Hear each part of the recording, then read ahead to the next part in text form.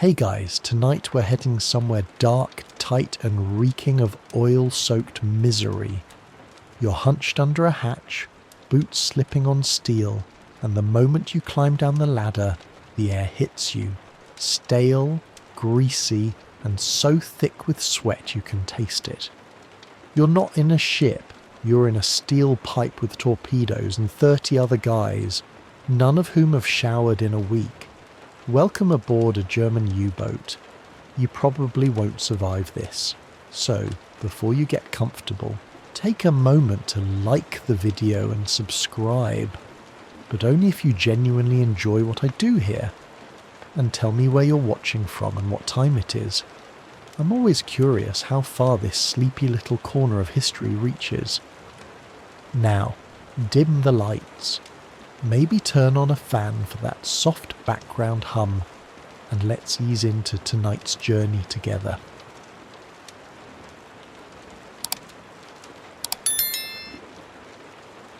You duck your head as the hatch clangs shut above.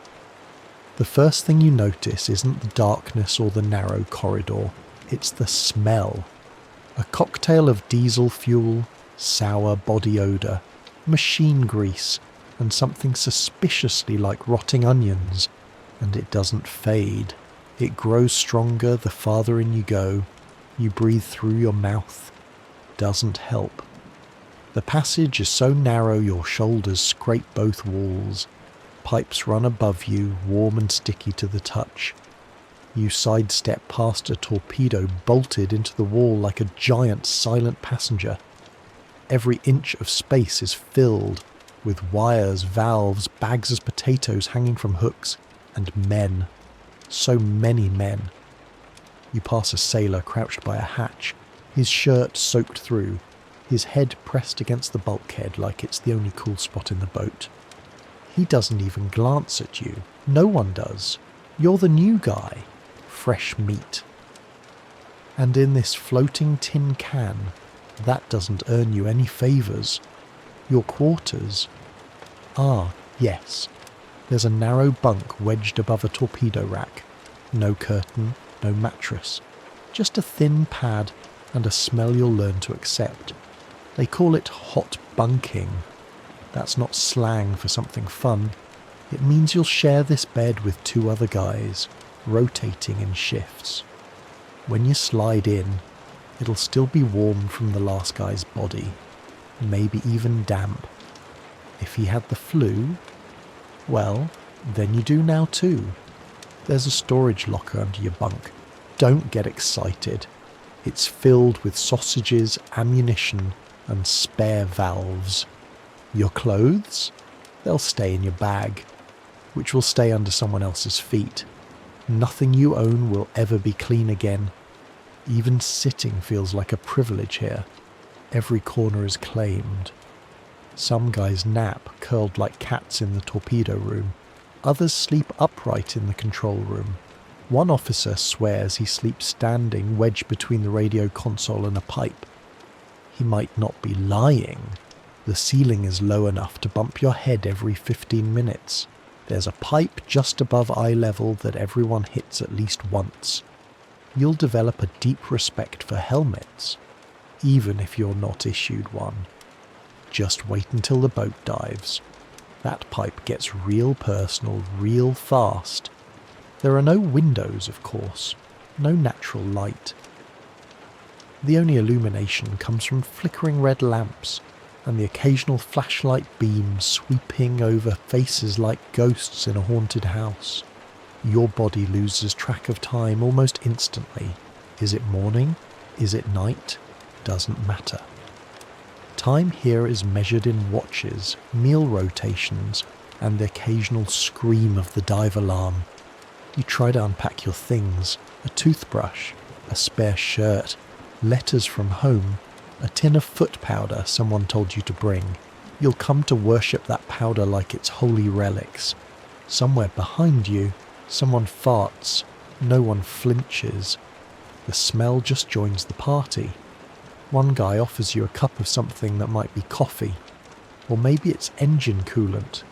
Hard to say. You thank him anyway.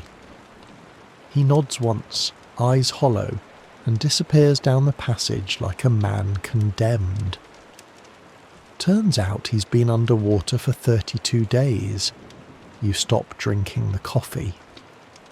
Historians still argue whether the worst part of U-boat life was the physical discomfort or the psychological toll. Honestly, from where you're standing, bent at the waist, surrounded by snoring bodies and leaking valves, it's a dead heat. You hear footsteps thud overhead. Not your crew, that's the deck. That means you're still surfaced, which also means you're still visible to aircraft. You hope you dive soon, but not too soon. The deeper you go, the hotter it gets. The air thickens, the boat sweats, and every sound becomes a potential threat. The U-boat itself is only about 200 feet long. Imagine trying to live, fight, sleep, eat, and breathe inside a subway car crammed with boilers and torpedoes and about 48 stressed out German men. Now subtract any notion of personal space. Add mildew, shake well. Your uniform, which once felt crisp and official, is already beginning to cling in the wrong places. Your boots are damp. Your socks smell like a pond. You wonder if it's possible to grow mould on your skin. Someone says yes. You don't ask how they know, and this is only day one. The officers are marginally better off. They have bunks with a little curtain and sometimes even a working light bulb. They share a single cramped room that smells faintly of cigarettes and old maps. You don't envy them though. They're the ones who have to make decisions, like who gets to breathe air on the next surfacing run and who gets sealed into the engine compartment if it floods. Leadership has its own kind of hell. You finally settle into your bunk, or try to. The ceiling is 6 inches from your nose. It's warm, too warm. You shift. Something creaks. A drip of condensation hits your eye. You close your eyes anyway. That's when the klaxon goes off. Red lights flash. Someone shouts. Boots thud on metal. You hit your head on the pipe, again, and stumble into motion. The boat dives. Fast. Your ears pop. The hull groans. Welcome to life inside a U-boat. No one said it would be easy, but they also didn't say it would smell this bad. You're starting to get used to it, or at least you've stopped gagging every time you inhale. That's progress. The stench of life aboard a U-boat isn't just bad, it's layered. You could write a whole novel about it. A tragic, greasy, onion-scented novel. It starts with a diesel, that heavy, clinging fuel smell that seeps into your skin, your hair, your thoughts. After a few days, you don't just smell it, you exude it. Your sweat, your breath, even your socks start giving off that sweet, poisonous tang. At first, it's disgusting. Then it's oddly comforting, like a sick sort of perfume. Eau de Maschinenraum. Then there's the food, or more accurately what's left of it. In the first week, the scent of fresh bread and sausages still lingers in the galley. You might even spot a tomato if you're lucky. But that phase doesn't last. The U-boat's humidity is unforgiving. Bread moulds within days. Vegetables turn to slime. Sausages? Well, you'll still be eating them weeks in, but they'll be shiny in all the wrong ways. After that, it's canned everything. Tinned cheese, tinned meat, tinned mystery. And underneath all of it, the lingering, ever-present aroma of boiled cabbage. Not because you're eating cabbage anymore, just because the smell has fused with the walls. The smell of the crew is something else entirely. You're all sweating constantly. The heat builds up fast once the boat submerges. The air is recycled, stale, and so heavy it feels like you're sipping soup through your lungs. You're limited to a few splashes of water a day, if that. Showers are reserved for emergency decontamination. Toothbrushing becomes optional. Shaving. Not unless you enjoy slicing your face in a lurching metal box. By day 5, your skin has a permanent sheen. You scratch without realising it. Your uniform itches, and your socks. Don't get us started on the socks. Some sailors start rotating them like they're aging cheese. Others just give up and go barefoot. Foot rot is not just a theory. It's something you can smell. And this floating olfactory nightmare isn't limited to you. Everyone's got their own personal aura. You learn to identify crewmates by scent. Oh, that's Franz.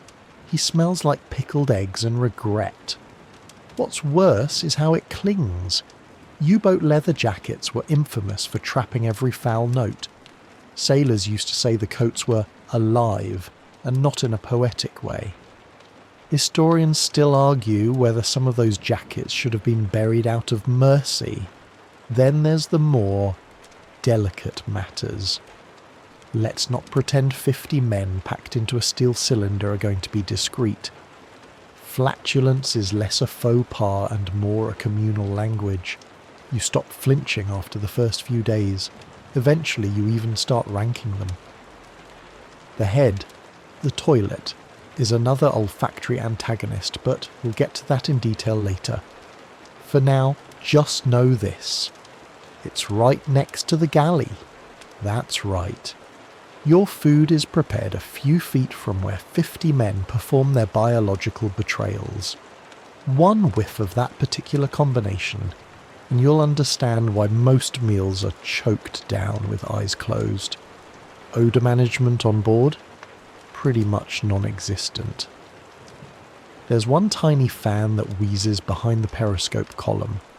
It does nothing except blow stink from one end of the boat to the other, like a foul, humid breeze of futility. Some sailors try hanging little rags soaked in alcohol. Others light matches. A few brave souls open tins of strong mustard and just let it sit out. Chemical warfare, but on your own terms. One clever sailor ties a lemon peel to his collar like a charm. It rots within 3 days. Now he just smells like regret and citrus death. Sometimes, when morale is low, someone cracks open a tin of preserved peaches. The sweetness floods the compartment, and for a brief shining moment, the air smells like summer. Then someone burps, and it's gone. There's a myth that your nose eventually gets used to it. That's not true. What actually happens is something more insidious. You stop registering the smell, but it doesn't go away. It sinks in, into your clothes, your fingernails, your dreams. When you finally get shore leave, you'll walk into a room and everyone will turn to look at you. Not because you're in uniform, but because you smell like someone steamed a tyre with vinegar. One U-boat commander once said his men could be tracked by scent alone. That might not be an exaggeration. And don't even think about romance. U-boat veterans returning to their sweethearts were advised to bathe, shave and burn their clothing. One man claimed his dog ran from him when he came home. Another said he washed his hands 14 times and still couldn't get the smell of motor oil out of his wedding ring. On particularly long missions, those marathon 60-day patrols, the U-boat smell would start to become visible. No, seriously. A sort of greyish film would develop on the walls, a combination of condensation, mildew, and evaporated misery. You'd wipe it off with a rag. The rag would then be thrown into the sea, ceremoniously like a cursed object. There's one moment of relief, when the boat surfaces at night and the hatch opens. Cool, salty air floods down the ladder like a divine gift. You breathe it in greedily, chest heaving, eyes watering. Some guys stick their heads up and just breathe. 5-10 minutes straight. The sky above is velvet black. Stars, wind, freedom. Then the alarm sounds. You're diving again. Your hatch slams shut, and the air changes. You can hear it. That slow transition from fresh to foul, like someone replacing champagne with soup stock, and still you endure it. Because that's what life inside a U-boat demands. You don't get comfort. You don't get air fresheners or clean linens or lemon-scented hand soap. You get metal walls, damp clothes, and the constant reminder that you're not built for this environment. But somehow you adapt. You learn to sniff, shrug, and sleep through it. Because here, misery is part of the job, and the scent of survival is not a clean one. Privacy. Such a beautiful concept. Soft, civilized, like fresh linen or warm buttered bread. Luxuries that don't exist here. On a German U-boat, privacy is a myth, a fantasy whispered about during surface runs and passed around like a dirty joke. You won't find it down here, not even a sliver. You wake up nose to nose with someone else's armpit. He's snoring. Loudly. You don't know his name yet, just that he smells like sour milk and car grease. You're in what they generously call a bunk. It's about the width of a coffin and stacked 3 high. Top, middle, bottom. Yours is the middle, which means you're constantly inhaling the breath of the guy above you and catching occasional drips of condensation from the pipes overhead. Romantic, right? Hot bunking is the standard. 3 men per 2 bunks rotating in 6-hour shifts. When you slide into your assigned pad, it's still warm and often damp from the last guy's shift. No sheets, no pillow, no anything. Just a threadbare wool blanket and the fading hope that he didn't drool too much. There's an awkward etiquette to it all. You don't comment on the smells. You don't shift too loudly. You definitely don't make eye contact while switching places. Dressing is a synchronized dance of elbows and apologies. There's no changing room. There's no room, period. You learn to change a shirt while lying down, or with your arms pinned between lockers and bulkheads. Underwear. You'll rotate pairs until they beg for mercy. And shaving is done in front of a mirror the size of a cracker, wedged between a periscope shaft and someone's laundry bag. You hear every cough, every fart, every scratch. A guy a few feet away has a chest cold, and you've memorized the rhythm of his phlegm. Another keeps muttering in his sleep, something about potatoes and sinking. You don't ask. Even bodily functions become group activities. There's one toilet. One for 50 men. It's a tiny metal cubicle in the front of the boat, wedged between the torpedo rack and the forward crew bunks. There's no lock.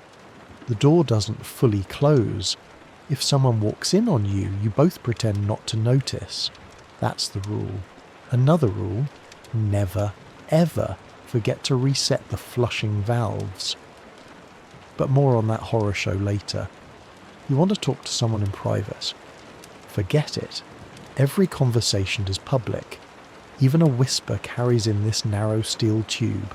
If you want to confess your deepest fears or cry over a letter from home, you'll have an audience. Silent, invisible, but listening. One guy tried writing in a journal. The others called it his diary of doom. It mysteriously disappeared after a week. The only place you might find a few moments alone is the torpedo room, if you're lucky enough to be on watch there at 0300, when everyone else is asleep and the engines are running low. But even then, you're sharing the space with live warheads and hanging sausages, which gives it a certain ambience. It's hard to be introspective when your foot's resting on a Mark 6 torpedo and a rat scurries past with what might have been someone's toothbrush. Some sailors invent mental compartments, little imaginary spaces they retreat to during downtime. One man says he's got a log cabin in the Black Forest he visits during rest breaks. Another claims he's dating a Swedish actress, and every time he lies back on his bunk they're going dancing in Stockholm. You nod politely and back away slowly. Even physical touch becomes a strange thing. You're constantly bumping into people, brushing shoulders, knees, backs, arms. There's no room to avoid it. At first, you apologize. Later, you stop bothering. Eventually, the crew becomes one big, sweaty, sleep-deprived organism with 100 elbows and a shared toothbrush. You're not friends. You're furniture. Hygiene. There's a sink. It spits cold water once every few hours. Soap is rationed. Towels are a luxury. You can't shower, not even on surface runs. Not enough water. That's reserved for drinking and engine cooling. So you wipe yourself down with rags, or if you're lucky, a splash of cologne. A few men carry small bottles of aftershave and dab it behind their ears like it'll make any difference. It doesn't. There's no escape. No going topside for a breath of air. No wandering into another room for a break. You're sealed inside a steel capsule surrounded by hundreds of feet of crushing seawater. When someone gets the flu, everyone gets the flu. When someone has a nightmare and thrashes around in their bunk, you all wake up. When someone snores loud enough to wake the dead, you throw your boot at the wall and hope they get the message. Historians still debate whether this extreme lack of privacy contributed to the psychological breakdown seen in long patrols. Some say yes. Humans need solitude to stay sane. Others argue it forged a kind of brutal camaraderie. Either way, you'll find out soon enough. Privacy isn't just a luxury here. It's a fading memory, a fairy tale. Even writing a letter home is a group event. You scribble in your lap, huddled under a flickering light while someone burps next to you, and another guy shaves his neck above you. You sign it with a smiley face, as if everything's fine. We're doing great down here. Smells like home. What's worse is that officers aren't immune either. Sure, they get a slightly bigger bunk and maybe a private locker, but their cabin is barely big enough for two men to stand shoulder to shoulder, and they're constantly being interrupted by crew, by sonar reports, by the cook needing to hang a bag of onions on their doorknob. Your commander hasn't had a private thought in weeks. He's developing a permanent twitch in his left eye. You try not to stare, and yet, somehow, the crew adjusts. You laugh at things you shouldn't. You make dumb jokes. You turn bodily noises into competitions. A guy draws a face on a potato and names it Gunter. You salute it every morning. It becomes normal. You learn that privacy isn't about being alone. It's about finding a tiny corner of silence inside your head and camping there with a flashlight. You learn to breathe through your mouth, sleep through noise, and dream with your eyes open. Because in here, surrounded by steel and steam and the endless sour breath of 50 other souls, the only real privacy is in your imagination. And even that's starting to feel a little crowded. You're hungry, again. But not the kind of hunger you remember from home. The playful kind, where you daydream about schnitzel and cake and then casually walk to the fridge. No, this is U-boat hunger. The kind where your stomach knots around itself like a rope and your brain starts looking at boiled potatoes like they're gourmet cuisine. And unfortunately for you, this is just the beginning of the U-boat culinary experience, a slow, grim descent from decent to barely digestible. It starts out deceptively pleasant. The first few days of a patrol, the food isn't awful. In fact, it's almost cheerful. You get real eggs, real bread, cold cuts, even fresh fruit if you're lucky and it's the summer season. The cook, usually some wiry guy with nicotine-stained fingers and a permanent scowl, manages to whip up soups, stews and things that vaguely resemble pancakes. But the U-boat pantry is a cruel mistress. You're deep in the Atlantic now, no resupply, no refrigeration worth mentioning, and the boat's body heat and humidity work against you like saboteurs. The bread starts moulding fast. You pick off the green parts, then you pick off the yellow parts, then you just stare at the crumbs and wonder if bread has a soul. Potatoes last longer, but they sprout. Long white roots that look like alien fingers. One guy starts naming them. He claims they whisper at night. You're not sure if he's joking. Canned food becomes your best friend and worst enemy. There's tinned meat, which tastes like rubber and smells like dog food, but you eat it anyway. There's tinned cheese, which starts out orange and ends up grey. And then there are the dreaded tins with labels scratched off. Russian roulette in food form. Could be peaches, could be pork fat, could be both. You eat with one eye closed and a silent prayer. Meals are served on rotation, in shifts. There's no mess hall, just narrow passageways and whatever flat surface you can find. You balance your tin on your knees or on the edge of a torpedo and try not to spill. Someone always spills. You share one spoon between 3 men. No one's quite sure whose turn it is. Eventually you all give up and use whatever utensil you can steal from the galley without getting yelled at. The cook operates in a tiny space no larger than a closet, surrounded by boiling pots, swaying walls, and a spice rack that consists of exactly 2 items, salt and despair. He works miracles with powdered milk and dried onions, but even miracles taste bland after a day 20. Once he serves up something called fake liverwurst. It's just mashed beans, butter and mystery meat. You pretend to like it. You have to. He's the only one keeping you from chewing on the leather straps in the torpedo room. And the worst part? You can't even escape it. The galley's aromas, if you can call them that, travel. They seep into the sleeping quarters, the engine room, even the command centre. If someone burns the porridge, the entire boat knows. If someone opens a can of sardines, it's a diplomatic incident. One guy accidentally drops his ration of pickled herring onto the floor. The scent lingers for 2 days. You almost believe it's growing stronger. Sometimes when morale is dangerously low, the cook breaks out the treats. Hard candy, chocolate bars, cans of condensed milk that have been hoarded like pirate treasure. You'd sell your last pair of dry socks for one of those. You dream about them, literally. You once woke up crying because in your dream you dropped your chocolate into a bilge pump. But those treats are rare. The norm is monotony. The same bowl of lukewarm gruel, eaten with the same dented spoon, surrounded by the same sweaty men in the same claustrophobic hallway.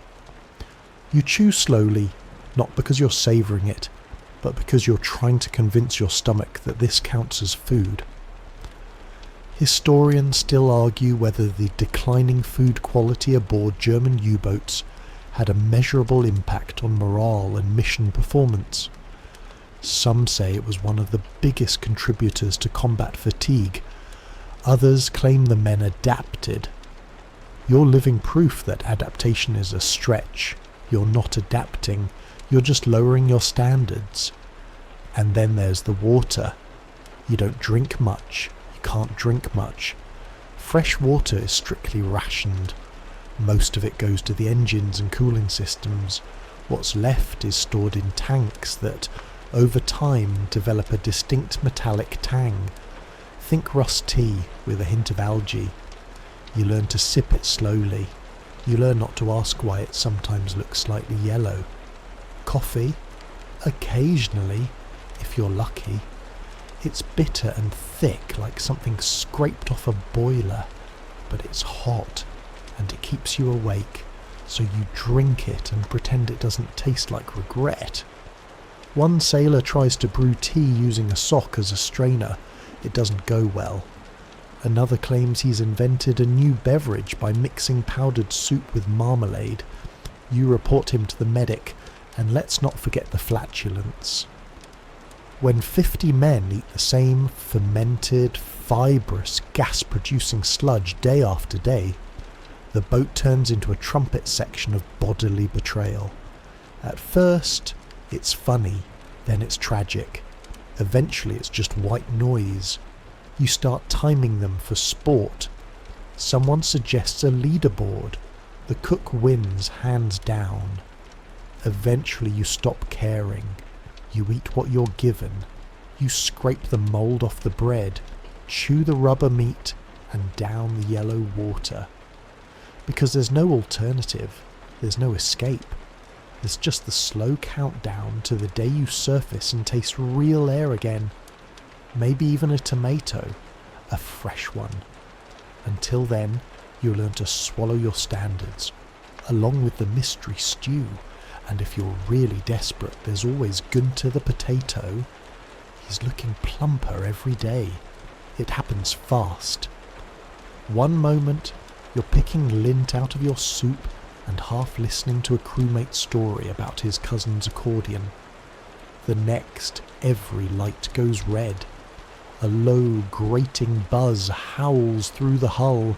Someone shouts, "Alarm!" You don't need to be told what that means. Depth charges. And suddenly you're scrambling to your post, sloshing through ankle-deep condensation, heart hammering like a depth gauge needle. The U-boat is diving, hard, fast, too fast. You can feel it. The downward lurch, the pressure shift in your ears, the way the hull seems to tighten around you like a vice. The ballast tanks are flooding. Somewhere valves are hissing. Men shout numbers. Boots hammer on steel. A wrench falls with a deafening clang. And beneath it all, that horrible silence, waiting for the enemy to confirm they've seen you. You want to pray. You don't know who to pray to, but you whisper anyway. Then comes the first one. A low whump, distant and muffled, like someone slapping the ocean with a giant hand. You flinch anyway. Everyone does. Your stomach clenches. You don't even realise you're holding your breath until someone next to you exhales, like he's just surfaced from drowning. The second one hits closer. The entire hull groans, a deep metallic moan that seems to come from inside your bones. Dust and rust flakes rain from the ceiling. One of the gauges jumps. A light flickers. You grip the edge of the console and try not to look like you're about to lose your lunch because the cook already did. It's sliding across the floor in a metal bowl. The third is a direct hit. Not on the U-boat, thankfully, but close enough to slam every man a few inches sideways. Something crashes in the engine room. Someone yells. You feel the tremor in your teeth. You check the hull for leaks. Nothing yet. But that doesn't mean you're safe. Depth charges are simple devices. Just barrels filled with explosives dropped into the sea, timed to explode at preset depths. But when you're inside a submarine, they're anything but simple. Each one is a question. Did they see us? Did they hear us? Are we going to be crushed, cooked, or both? Historians still debate how effective depth charges actually were. Some say they were mostly psychological weapons, rarely fatal, but terrifying enough to shake the crew to pieces. Others insist they played a vital role in the Allied effort to cripple the U-boat fleet. Either way, you're here, and they're dropping. So the debate feels pretty theoretical. Someone turns off the engines. The boat goes silent. The idea is to make the sub as invisible as possible. No sound, no movement, no clue. You drift like a dead fish. Your ears strain for any hint of what's happening outside. Then the fourth one comes. It feels like the sea itself is clapping its hands right next to your head. The hull compresses with the deafening thoom, and for a split second, You swear the lights dim. You think about the steel surrounding you, just a few centimetres thick, and the fact that beyond that it's just crushing black water and pressure. Your depth gauge ticks slowly downward. 180 metres, 190, 200. You know the maximum safe depth is around 220. After that, the hull starts to become a maybe. And still, the charges fall. You start to imagine what would happen if the hull cracked. Just a hairline split. Would the water spray in like a hose? Or would it just implode instantly like stepping on a tin can? The commander stays calm, or pretends to. He sits at the periscope station, back straight, jaw set. He doesn't speak, doesn't blink. You can almost hear the math happening in his head. Speed, angle, depth, noise. You admire him. Then you notice his hand is trembling. Another detonation. You're past fear now. This is something else. Something colder. You look around. One sailor is muttering a prayer. Another is drawing tiny circles on his pant leg with a pencil stub. One guy is staring into space with a half smile, like he's watching a cartoon no one else can see. You realise your jaw hurts. You've been clenching it for 10 minutes. The air starts to change. You hadn't noticed it until now, but the longer you sit silent, the heavier it gets. The CO2 levels are rising. Your breath starts to feel thick, like breathing through cotton. Your head aches. Someone near the back vomits. You close your eyes. Then, silence. No explosions. No sonar pings. Just the hum of water pressing in on all sides. You wait. 1 minute. 2. 5. Still nothing. The commander gives the signal. Slowly the engines restart with a whine. The boat shudders, then eases forward, rising a little, just enough to avoid scraping the seabed. Someone laughs. It's not a happy laugh. More like the laugh of someone who's just been told they almost lost everything, but gets to go back to eating canned peas and hot bunking. But still, it's a laugh. You made it. This time. It doesn't always end that way. Some U-boats never resurface. Some dive to escape and never return. You think of those men, trapped, crushed, erased by the deep. No last messages, no graves, just silence. There's a saying among the crew, the sea doesn't hate you, it just doesn't care. And you're starting to believe it. You stretch your legs carefully, your knees are stiff, your hands still shake a little. You take a drink of water that tastes like rust and cough syrup. You're alive, and you're back in motion. The commander calls for a change in course. Just a few degrees, a small adjustment, but you all know what it really means. Avoid that patch. Too dangerous, too close.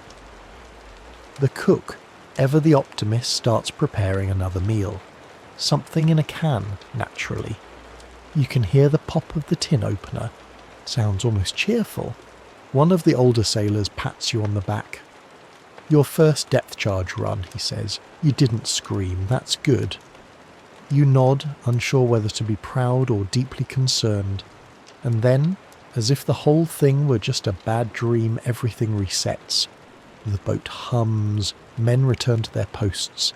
The stench of cabbage and diesel returns like an old friend. You crawl back into your still warm bunk and lie there, eyes open, heart slowing. But you don't forget. You never forget. Because once you've sat in silence while the sea tried to shake you apart, you know, deep down, that life aboard a U-boat isn't just about surviving the sea, it's about surviving the fear. It's day. Something. You've stopped counting. Time blurs inside this metal tube. No sunlight, no clocks, just endless cycles of waking up sweaty, choking down greyish food, and listening to the heartbeat of the engines thrum through your spine. You don't need a calendar anymore. You can track the days by smell. And right now, you smell like burnt oil, foot rot, and someone's forgotten onion stash. There's a saying on board: if you still care about hygiene, you're new. And judging by the crust around your collar, and the way your armpits now qualify as biological weapons, you're no longer new. You haven't showered. Of course not. Showers exist in theory, like unicorns or peace treaties. There's a small metal cubicle near the engine room labelled washroom, but it hasn't functioned since week 1. Instead, you have field hygiene, which means wiping yourself down with a damp rag and praying no one walks in mid-scrub. You've got 3 sets of clothes. One is damp, one is filthy, and one is being used as a pillow. So you rotate them based on moisture level and stink tolerance. Socks are the real problem. Trapped inside rubber-soled boots for 18 hours a day, your feet start fermenting. When you peel your socks off at night, they make a noise, and not a friendly one. Your boots are caked with grease from the engine room. Your fingernails are black with oil. And the back of your neck constantly itches, like your skin is trying to escape. One guy has developed permanent rash under his arms. Another has athlete's foot so advanced it's been named and ranked. You tried washing your face this morning, managed to splash 3 tablespoons of water into your palm before the pump coughed and sputtered out. It was warm. Not because of any hot water system. No, that broke ages ago. It's just that everything here is warm. The air, the pipes, the floor. Even the spoon you eat with feels like it's been sunbathing in a boiler room. Let's talk about that air for a second. It's heavy, wet, thick, like walking through someone's exhaled breath. The CO2 levels creep higher with each hour submerged. Your lungs adapt, but your brain protests. Headaches, dizziness, constant fatigue. One sailor swears he hasn't had a deep breath since Norway. Another claims his dreams are foggy because his brain is running on half oxygen. You'd laugh, but that would take energy. The engineers sometimes set up oxygen candles to freshen things. Sounds delightful, right? It's not. They're little chemical cakes that burn slowly, releasing breathable air. And sulphur. Lots of sulphur. One minute you're grateful for the fresh air, the next you're gagging like someone lit a rotten egg on fire. The engine room is its own brand of hell. Hot, loud, and soaked in oil. The diesel engines roar like angry gods when surfaced. When submerged, the electric motors hum with a deep vibration that crawls up your bones and sets your teeth buzzing. If you're assigned back here, you never stop sweating. Your shirt clings to your spine. Your face is slick. You drink cup after cup of lukewarm water and still feel parched. You learn to navigate the boat by feel. Which pipes burn, which corners leak, which hatches are safe to lean against. There's one spot behind the torpedo tubes that's always cool. It's a prized resting spot.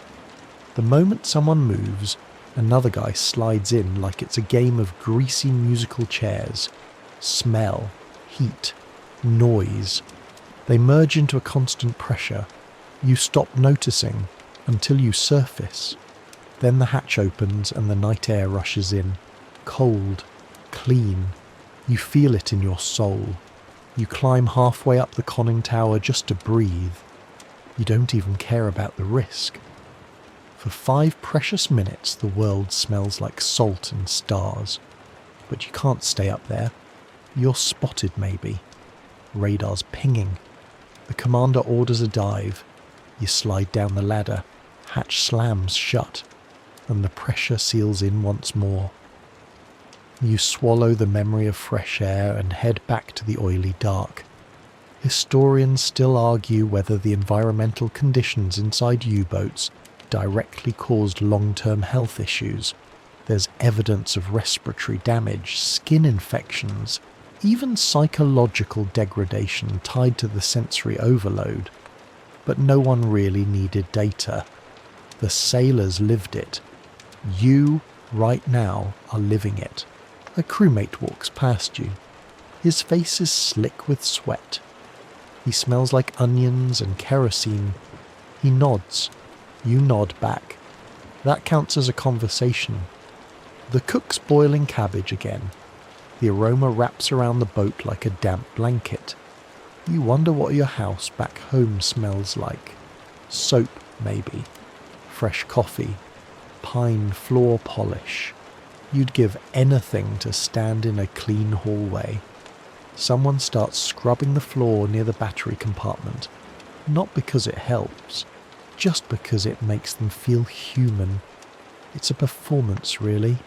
You clean something for 2 minutes and then watch it get immediately redirtied by the grime in the air. But still, it matters. It's a rebellion against the decay. Then there are the leaks. Small at first, just a drip. Then another. You tape them, plug them, ignore them. You pretend the sea isn't pushing against the hull like a fist waiting to punch through. One day, someone notices moisture beading on a pipe that shouldn't be wet. You all stare. Nobody says a word. Later you each pass that pipe quietly, like tiptoeing past a sleeping bear. You haven't mentioned your rash. You should.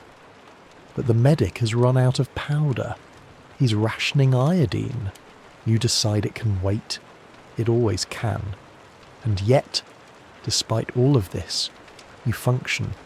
You clean your weapon. You monitor the sonar. You man your post. You joke about whose boots are growing mushrooms. You draw smiley faces in the grime on the walls. You survive. There's a strange kind of pride in it. Enduring this. Not because you're a hero, but because you simply don't stop. You wake. You work. You stink. You sweat. And you keep going. And somewhere, far above, the surface glistens in the moonlight. The stars wheel on, uncaring.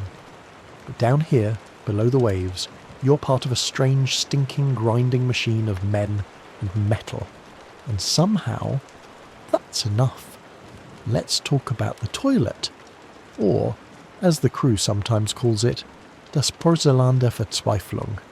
The porcelain of despair. There is exactly one toilet on board this entire steel coffin, and it is not located in some private tucked-away corner. No, it's practically on stage, in the forward compartment, just a few awkward feet from where people eat, sleep, and pretend they're not all breathing the same recycled air. Privacy? Forget it. The only door is a flimsy sheet of metal that doesn't even latch properly. Everyone knows when you go. Everyone hears when you go. The thing itself is a marvel of German over-engineering. It's not just a toilet. It's a pressure-locked, valve-laden contraption that could double as a small reactor core. That's because when you're underwater, waste can't just be flushed willy-nilly into the ocean. It has to be carefully pressurized, routed and ejected without compromising the boat's stealth, or, worse, inviting the Atlantic into your pants. Using the head is an ordeal. First, you pump one valve to fill the bowl with seawater. Then you do your business, while balancing on a narrow seat in a boat that lurches like a drunken goat. Then, a sequence of 7 valves must be operated in exact order to flush. Get it wrong, and the whole system backfires. One sailor once flipped valve 6 before valve 4. The result was a spectacular geyser of sewage and seawater that flooded the compartment, fouled the torpedo racks, and permanently ruined everyone's appetite for tinned herring. The toilet had to be closed for 2 days after that. 2 days. 50 men. One overflowing bucket system hastily rigged in the engine compartment. The engineer who caused the disaster, he got the nickname Captain Brownwater. It's stuck. But even when the system works, it's a miserable experience. The seat is always damp. Always. The metal is cold when surfaced and weirdly warm when submerged. The tiny compartment reeks of 1,000 panicked flushes and unsuccessful sprays of disinfectant. If someone ahead of you was in a hurry, odds are the whole setup is less than clean. You consider hovering. Then you remember how unstable the boat is and decide to risk it. Also, there's no light in there. Or rather, the bulb burned out sometime last week and hasn't been replaced. You do everything by feel now, which adds a fun layer of danger when dealing with a valve system that could, if improperly handled, turn you into a cautionary tale. Then there's the waiting. During high alert moments, like after a depth charge barrage, the crew goes quiet, tense, and also, mysteriously, everyone suddenly needs the toilet. The line forms silently, men clutching their stomachs, shifting from foot to foot, pretending they're just passing through the forward compartment. One guy sings to himself while waiting. No one finds it charming. And remember, this single, maddening contraption is also located just a few feet from the galley. So while someone's trying to boil a tin of greasy sausage, someone else is audibly struggling with the 7 valves of doom.